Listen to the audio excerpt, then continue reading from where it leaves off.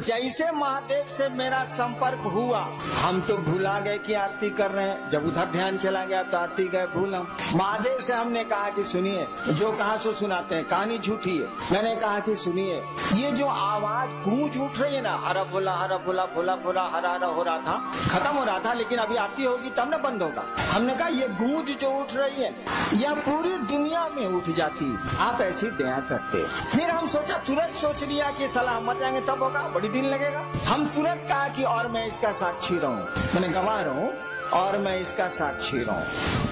ये महादेव नहीं पूछ सके कि जोड़ दिया है बाद में। मैंने ऐसा इत्मीनान से बोले कि जोड़ा हुआ नहीं लगा। हालांकि बाद में हमको याद आया कि अरे साला इसमें तो 200 साल लग जाएगा, तब हम क्या करेंगे। हम तुरंत कहा कि और मैं इसका साक्षी। वो नहीं पकड़ पाए। पकड़ने के लिए 10,000 साल के बाद क्या सोचिएगा, ससुरा पकड़ लेगा, लेकिन उसको फुर्सत यही काम है कि पकड़ते चलेगा। पकड़ने के लिए तो शिव 10,000 साल के बाद आप क्या सोचेंगे शिव जानते हैं, लेकिन उसको दूसरा काम धाम नहीं है। हम लोग क्या सोचते हैं, वही सोचते रहता है। साला हम तो सोच भी नहीं करते हैं कि आप क्या सोचते हैं। तो महादेव को फुर्सत है कि सोचता है कि हैनान का सोच रहा है। साला एक इतना अरब आदमी है, दूसरे ग्रहों पर भी आदमी है, का सोच रहा है। महादेव सोचेगा तो उसका अकिल फट नहीं जाएगा, सोच भी नहीं करता। इसीलिए कहा जाता है भोला भोला मने बुड़बक, साले को कुछ पते नहीं। क्या भोला भोला मने नहीं कहा जाता कि लड़का बड़ा भोला हो, मौत तंग कर लो नहीं हो। कौन तरीका है भाई, भोला लड़का का है, उसको छेड़ रहे चिढ़ा रहे। मैंने बुड़बक है बेचारा, सीधा साधा है। सीधा साधा इसीलिए है ना, जानने के लिए तो 10,000 साल के बाद जीवात्मा क्या सोचेगी शिव जानते हैं, लेकिन उसको यही फुर्सत है, ये काम है कि कौन क्या सोच रहा है, कौन चीज पगला नहीं जाएगा वो, इसीलिए कुछ सोचता ही नहीं। ये लोग कहता है भोला है, बुड़बक है। बुड़बक नहीं है साला, जितना उसको अकील है साला किसी को अकील नहीं है, लेकिन अकील का इस्तेमाल ही नहीं करता है। स्कूल है, बच्चा पढ़ने नहीं जाता है, तो कहा अकील कहाँ से आवे। तो हमने कहा कि देखिए ये गूंज जो उठ रही है ना, पूरी दुनिया में उठ जाए, आप ऐसी दया करिए। तब तक याद पड़ गया कि साला तो 5,000 साल भी लग सकता है। तुरंत हम जोड़ दिया और मैं इसका साक्षी रहूं। महादेव कुछ नहीं बोले, हमको लगा कुछ नहीं बोले तो कुछ नहीं बोले। हमने कहा कि देखिए, हमको लगता है कि आपको दया का दान करने, यही शब्द हमने कहा था, हमको लगता है कि आपको दया का दान करने में थोड़ी दिक्कत, वो बोल नहीं रहे थे, थोड़ी दिक्कत। ऐसा करिए, आप छोड़ दीजिए। मैंने उस महादेव को जो जिससे मेरा संपर्क हुआ था, मैंने कहा, बोल नहीं रहे थे इसीलिए मुझको गुस्सा आता, मुझको गुस्सा जल्दी चढ़ता। हमने कहा हमको लगता है कि आपको थोड़ी दिक्कत है दया का दान करने में, आप छोड़, हम कर, आप पहले दिक्कत लीजिएगा, हम कर। इतना देर में आरती तो हो गई माइक पर खत्म। सब लोग अपनी अपनी थाली रख दिए, हमारा आंख बंद है, थाली मेरे हाथ में, सब दिया बुझ गया है, हम खड़े हैं, आंख बंद है मेरी। सब लोग खड़ा है कि साहब थाली रखें तब ना, सब दिया तो बुझ गया, थाली रखें तब ना। देवाशीष को हिम्मते नहीं पड़े, मंडल जी को हिम्मते नहीं पड़े, सब दिया बुझा हुआ है, आरती खत्म हो गई है, मैं हाथ में थाल लेके, आंख बंद है मेरी, खड़ा हूँ मैं। कोई हिम्मते नहीं करे कोई थलिया हमारे हाथ से लेने का या हमको कहने का। मेरे बड़े लड़के ने मेरी थाली को पकड़ लिया। उनका कहना था कि आपकी थाली भारी थी और कांप रही थी, तो दिमाग उधर था तो थाली, शरीर काम नहीं कर रहा तो थलिया कांप रही थी, तो थाली गिर नहीं जाए मेरे हाथ से, तो मेरे बड़े लड़के ने हाथ बढ़ा के थलिया को पकड़ लिया। जैसे थाली पकड़ी मेरी आंख खुल गई। देखिए अब आपने क्या कहा उसकी व्याख्या सुनिए। महादेव से तो इतना ही कहा इसीलिए, लेकिन हमने कहा इसीलिए कुछ सोच के कहा हुआ। हमने कहा कि आपको दया का दान करने में थोड़ी दिक्कत है, छोड़ दीजिए, हम कर लें। क्यों मैंने ऐसा कहा? अरे बाबूजी खेत नहीं जोतेंगे तो हम छोड़ देंगे। अगर मेरे पिता खेती नहीं करेंगे और मेरी जमीन पड़ती रहेगी तो मैं छोड़ दूंगा कि करूंगा? महादेव दया नहीं करेंगे, उनको मेरे गुरु हैं, उनसे मेरा अपना संबंध है, वो दया नहीं करेंगे तो हमको पात्रता है कि नहीं, हमको शक्ति है कि नहीं, मैं और काम कर सकता हूँ तो शिव का कार्य क्यों नहीं कर सकता? क्या जरूरत है आपके दया की, रखिए अपने पास आप। मैंने कहा कि आपको लगता है कि थोड़ी दिक्कत है, आप छोड़ दीजिए, मैं कर लूंगा।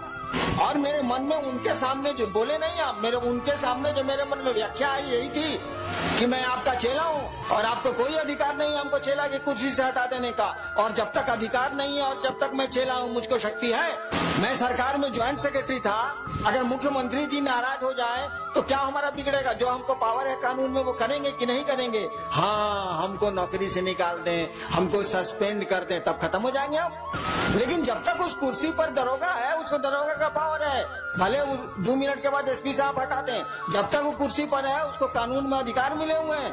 तो आपको भी शिष्य के रूप में अधिकार मिले हुए हैं, आप शिव के शिष्य हैं, आपको भी अधिकार है, अपने अधिकार का प्रयोग करिए। गुरु दया नहीं करेंगे तो काम नहीं होगा। हमने महादेव से कह दिया, सोचिए, छोटी मुंह बड़ी बात, छोटी मुंह बड़ी बात क्या कहिएगा, सारा कोई तुलना ही नहीं हो सकती है शिव से। जो कोई किसी की तुलना कर दे, किसी की, शिव से जो किसी की तुलना कर दे, उससे बड़ा अपराधी तो कोई नहीं हो सकता। कालिदास ने कहा था, शिवम शिवस्य उपमा वा तुलना नास्ति। कालिदास शिव के भक्त थे, कहा था कि शिवस्य उपमा वा तुलना नास्ति।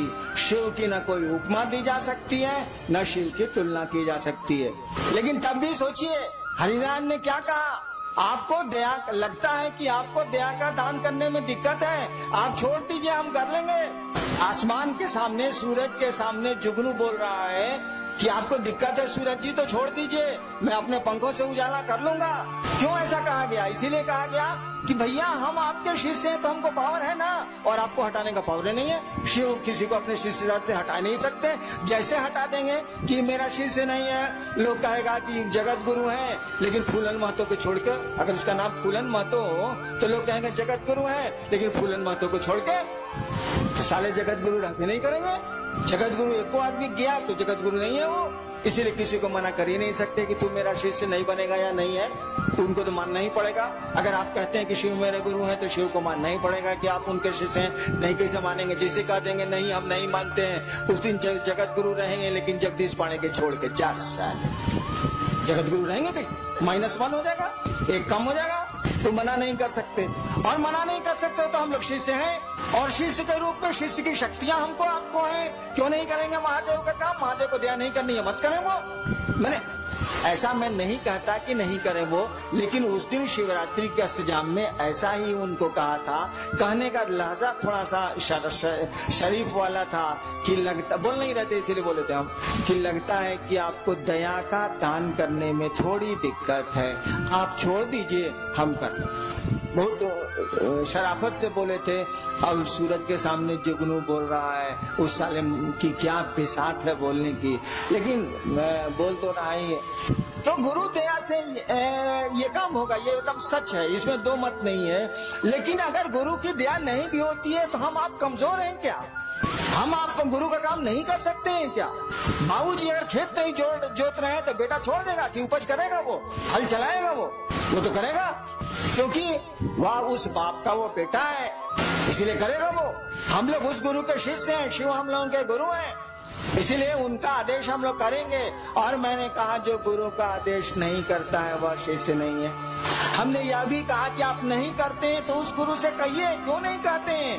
तो आप तो गुरु से कहिएगा नहीं। जब 1000 आदमी में आप कहते हैं कि बड़े ने गुरु भाता दया करें, दीदी नीलम आनंद दया करें, तब आप महादेव से बाहर में क्या कहते होंगे? हमरे मुँह पर कह रहे हैं कि आप हम पर दया करिए, तो बाहर में आप क्या कहते होंगे? समझ में नहीं आता। अरे दया गुरु न करते हैं, दया उनकी संपत्ति है ना, कोई लेके करेगा। चापाकल अगर पानी दे रहा है तो लोहा सलाऊ, चापाकल को अपने बाबूजी का पानी है, बताइए जरा। बोरिंग चल रहा है, पूरा लोहा है कि नहीं? उसे पानी है बोरिंग में अपना? जमीने का न पानी है भैया। वो चापाकल दे या कुआं दे या बोरिंग मशीन दे, कोई दे, जमीने का न पानी देगा। अरे ससुरा हमू दया करेंगे तो महादेव की न दया करेंगे, उन्हीं से न लेके चापाकल साला पानी आ देगा। अपने में तो लोहा है साला, इसको अपना पानी कहाँ है? तो क्यों नहीं शिव से आप दया मांगते हैं? वो दया करते हैं। हमको तो छोड़ दीजिए, हमको तो लाचारी है दया करने की, मैं क्या कर सकता हूँ? मेरी तो फुलवारी ही है, तो मैं क्या करूँ? मेरे तो लोग आप लोग मेरे आदमी ही है, तो मैं मुझसे दया क्यों मांगते? उस शिव से मांगिए ना मिलजुल के। हम पर तो आपका पूरा अधिकार है, नहीं भी मांगिएगा तब भी आपको मिलेगा, मांगिएगा तब भी मिलेगा, नहीं मांगिएगा तब भी मिलेगा। हरिनारायण जाएंगे बच्चों कहाँ से? हम ही तो शुरू ही किया है भैया। जितने भी फूल खिल रहे हैं शिव शिष्यता के, मेरी ही बागवानी के फूल हैं। उन फूलों की सुरक्षा, उन फूलों का बढ़ाना वो तो मेरा अपना है, उसमें हम क्या कर सकते हैं? वो हमसे मांगिए या नहीं मानिए, हम तो हैं ही आपके साथ, हमेशा रहेंगे आपके साथ। शरीर में है तो भी रहेंगे, शरीर के बाद भी रहेंगे। और हम चाहते हैं कि आपके साथ वो महादेव रहे, वो आपका गुरु रहे। दान लीजिए, ज्ञान भी लीजिए। उनसे बड़ा दानी नहीं, उनसे बड़ा ज्ञानी नहीं, दोनों काम करिए। दान का तभी उपयोग हो सकता है जब ज्ञान हो, और नहीं तो दान का कोई उपयोग नहीं है। सुना है ना कि सुपुत्र होगा तो काला धान इकट्ठा कर रहे हैं भाई साहब, और कुपुत्र होगा तो काला धन इकट्ठा कर रहे हैं भाई साहब। कुछ समझ में नहीं आ रहा। कहा जाता है ना, हो ही सुपुत्र क्या धन संचय, हो ही कुपुत्र क्या धन संचय। अगर बढ़िया बेटा निकल गया तो काला संपत्ति इकट्ठा कर रहे हूँ, कर लेगा, और खराब बेटा निकल गया तो काला संपत्ति इकट्ठा कर रहे हैं, लुटा देगा, नष्ट कर देगा, खत्म कर देगा। हो ही सुपुत्र तो का धन संचय, हो ही कुपुत्र तो का धन संचय। समझ का खेला है, ज्ञान का खेला और कुछ नहीं। सुपुत्र का मानी क्या? ज्ञानवान। कुपुत्र का मानी उसको समझ नहीं है। तो गुरु ज्ञान देते हैं और आपके गुरु शिव हैं, ज्ञान उन्हीं के पास है, दान उन्हीं के पास है, सब कुछ वही रखते हैं। ज्ञान मांग लीजिए तो दान मांगने का वकील भी आ जाएगा, इसे वकीलो नहीं है। ज्ञान मांग लीजिएगा तो दान मांगने की बुद्धि भी समझ भी आ जाएगी। एगो लड़का के बियाह बरतुहार आई रहे, होखे वाला ससुर पूछलस की बियाह में का लेब बउआ, कॉलस की रेडियो ले, रेडियो। उसका साथी पढ़ता था बाहर, तो देहाते में रह गया था, टीवी जानबे नहीं किया। पीछे से उसका सथिया खोस रहा है, तेरे टीवी बोलना, टीवी आजकल तो एलईडी तक आ गया है रे साला, बोलने रे साला, एलसीडी एलईडी बोलने रे साला। उस साला जान ही नहीं रहा है कि टीवी क्या है, फिर वो बोल रहा है कि जी रेडियो। तो दान तो उसी का न मांगिएगा जिसको आप जानते हैं, जिसको जानते ही नहीं है, समझते ही नहीं है, उसका मांगिएगा कहाँ से भाई साहब। 5 साल के बच्चे से महादेव पूछे कि बउआ क्या चाहिए, साक्षात महादेव आके खड़े हैं और पूछ रहे हैं कि बच्चा क्या चाहिए, कहेगा अंकल एगो कैडबरी चॉकलेट।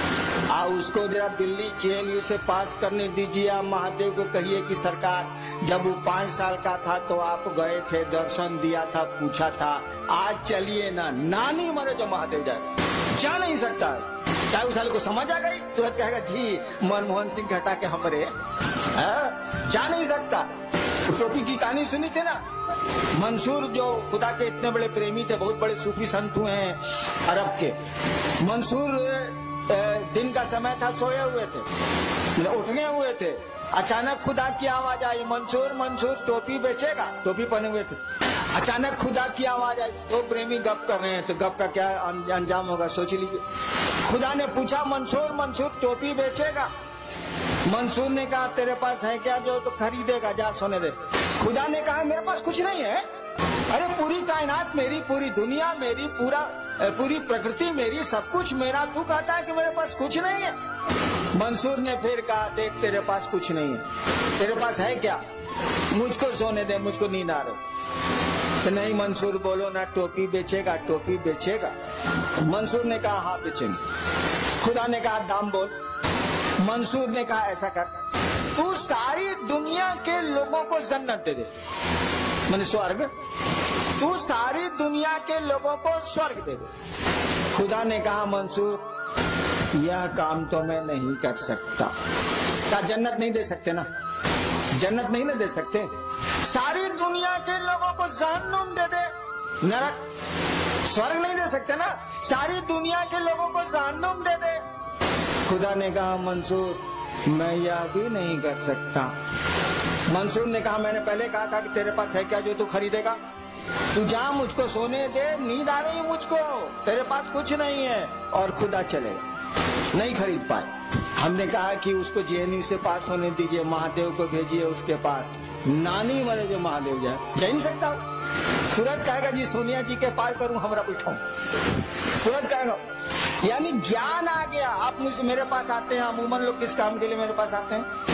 परेशानी है, फलना बीमार है, फलना हमारा बात नहीं सुन रहा है, हाई है, हाउ है, हाउ है, हाउ है, इसलिए मैं जल्दी लोगों से मिलता नहीं। हाई हाउ क्या करूं मैं?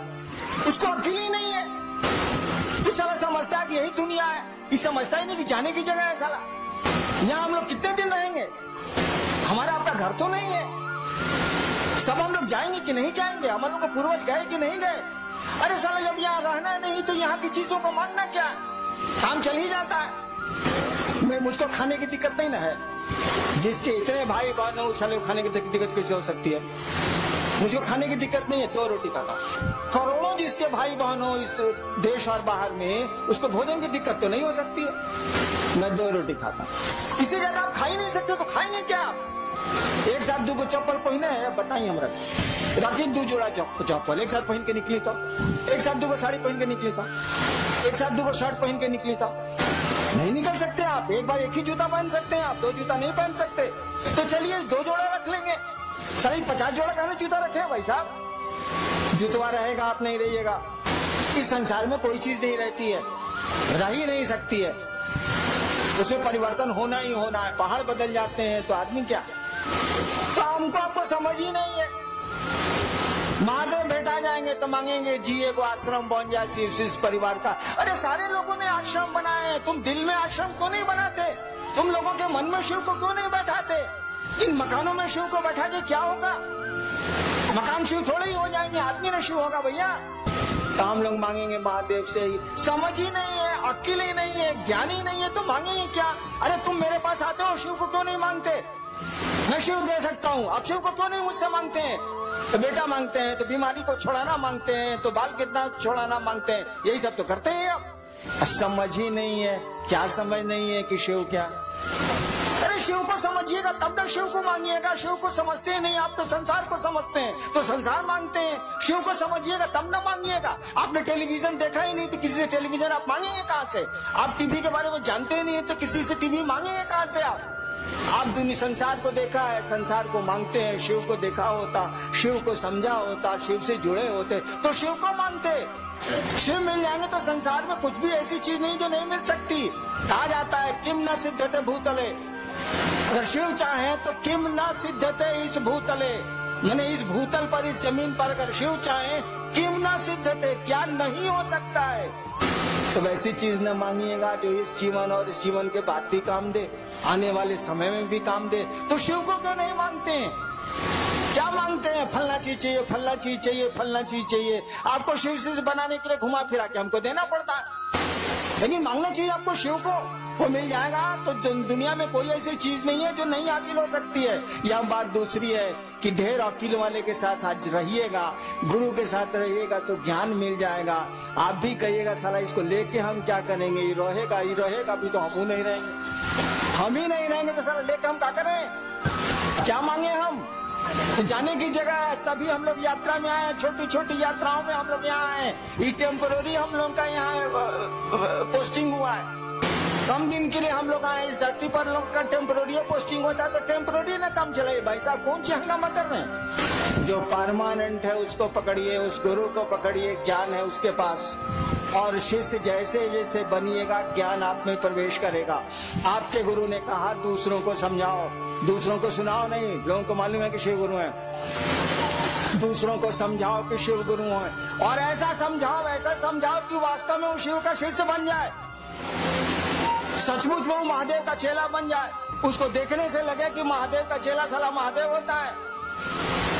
अब आए थे उस समय, मछली बाजार बनाए हुए थे, हमने कहा लोगों को बोलिए शांत रहने के लिए, ये शिवसी का लक्षण है। भीड़ में जा रहे हैं, थका थुकी कर रहे हैं, शिवसी का लक्षण है। अरे आदमी की तरह रहिए, महादेव के चेला है। आपको देख के लोगों को लगे कि महादेव का चेला साला महादेव होता है, साधु होता है। साधु कौन होता है? साधु किसको कहते हैं? साधु की परिभाषा क्या है? मनु बाबू बोल रहे थे ना कि कोई बोल रहा था कि आपको साधुता का परिचय देना चाहिए। साधु का मानी क्या होता है? साधु का मानी होता है, पढ़ते हैं ना, सभी भाई बहनों को मेरा साधुवाद। दीदी नीलम आनंदी, साधुवाद क्या होता है? साधु होना माने जिसने अपनी ऐषणाओं को धुन दिया हो वह साधु है। साधु शब्द का अर्थ होता है जिसने अपनी ऐषणाओं को, ऐषणाएं 3 होती हैं, अपनी ऐषणाओं को धुन दिया हो। जैसे धुन की रुई धुनेला, धुन दिया हो वह साधु है। ऐषणाएं क्या है? पुत्र ऐषणा, यश ऐषणा, धन की ऐषणा, इच्छा मैंने पैसा इकट्ठा करने की इच्छा, संतान की इच्छा, प्रतिष्ठा, सबसे बड़ी यश इच्छा, सबसे बड़ी यश की इच्छा। सम्मान जल्दी नहीं हटता है, मन से वो रहता है, साधुओं को भी रहता है। जिसने अपनी ऐषणाओं को, संतान की इच्छा, धन की इच्छा, इज्जत की इच्छा, प्रतिष्ठा की इच्छा, जिसने अपनी ऐषणाओं को धुन दिया हो रुई की तरह उड़ा दिया हो, वह साधु है। और साधुवाद का भी वही मानी होता है कि आपकी आकांक्षाएं, आपकी ऐष्णाएं शमित हो, कम हो, आप में शिव भाव जगे। तो साधु का लक्षण प्रकट करिएगा ना। शिव आपके गुरु हैं और शिव से बड़ा ना कोई गृहस्थ है ना कोई साधु है। महादेव से बड़ा कोई गृहस्थ नहीं है। हमने कई बार आपको कहा है अपने बेटी दामाद को जरा आशीर्वाद दीजिए तो राम सीता की जोड़ी बनी रहे। अपने सास पतोह बेटा को दे दीजिएगा पड़ाक से। क्या जो मनाते हैं कि साली पतोहिया मरती का नहीं है, वो दे दीजिएगा पड़ाक से। लेकिन जब बेटी दामाद को आशीर्वाद दीजिए तो राम सीता की जोड़ी बनी रहे, कृष्ण राधा की जोड़ी बनी रहे। देता को हिंदुस्तान में आशीर्वाद? जानता है कि सीता को खाली कष्ट हुआ? नहीं जानता है कि कृष्ण जी अपनी बीबी को छोड़ के दूसरे के साथ थे? तो कालू आशीर्वाद देगा बेटी का जीवन खराब हो जाएगा? कोई आशीर्वाद नहीं देता है। हर शादी में लिखा जाता है शिव पार्वती, शिव पार्वती की जोड़ी बनी रहे, जबकि देने वाला ही जानता है कि भिखमंगा। अपने बेटी दामाद को आशीर्वाद देना है शिव पार्वती की जोड़ी बनी रहे। वो जानता है कि शिव भिखमंगा है, तब वो यही आशीर्वाद देता है, क्योंकि जानता है कि धन से सुख नहीं होता है, प्रेम से सुख होता है, मोहब्बत से सुख होता है। धन से नींद नहीं आती है, शांति से नींद आती है। धन से नींद आएगी, धन से सुख मिलेगा। अपार धन है, पति पत्नी को मारे चला जा रहा है, गाली दिए जा रहा है, इस धन का क्या उपयोग है? लेकिन कोई धन नहीं है और बड़े प्रेम से दोनों पति पत्नी रहते हैं। सुख तो जीवन का इसी में है। हमने देखा है पटना में, जब मैं 20 साल था पटना में, बेली रोड पर मेरा मकान था, ऑफिस फ्लैट में। गर्मी के दिनों में या जाड़े के दिनों में वो डिवाइडर जो रोडों को अलग करता है, डिवाइडर उसको बोलते हैं, दोनों सड़क के बीच में जो सीमेंट का बना रहता है, रात भर लोग उस पर सोते हैं। कई बार रात में गाड़ियां उन लोगों पर चढ़ गई, 5 आदमी मर भी गए थे, बंजारा थे। डिवाइडर पर लोग सोते हैं। और आपको पता है पटना में एसी में सोने वाले कम लोग नहीं है, एयर कंडीशनर में। और कम वक्तों को नींद की गोली के बाद भी नींद नहीं आती है।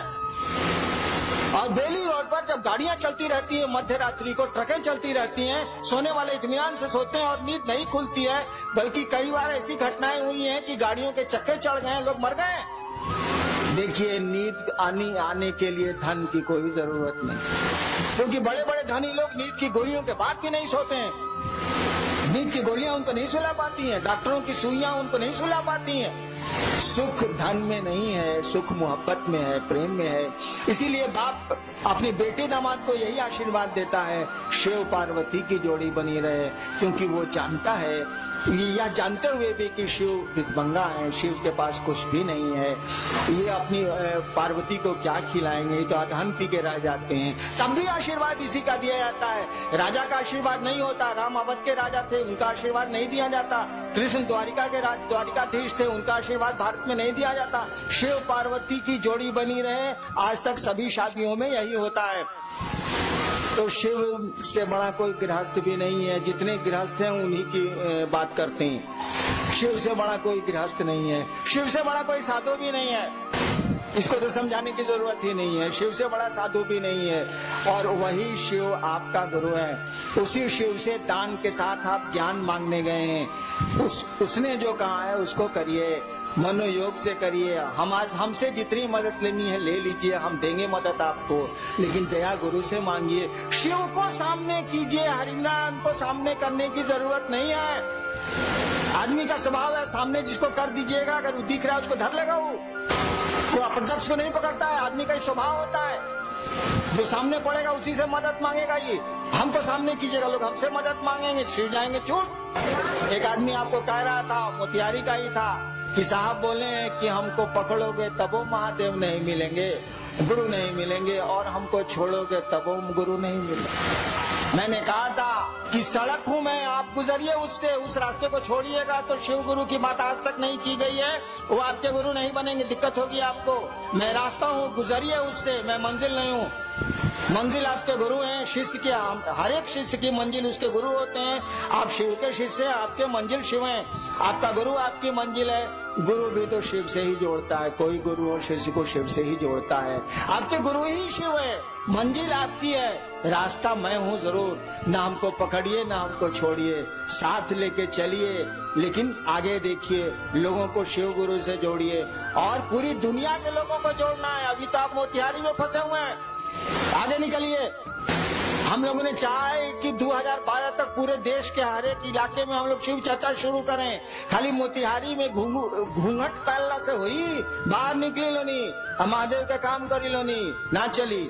आज तक बेलना चौकी बहुत भइल बा, करी लोनी, हमरा कोनो में दिक्कत नहीं है, लेकिन घर से बाहर निकली लोनी, बड़ी लात सहले बनी, कुछ लातों मारे के सीखी।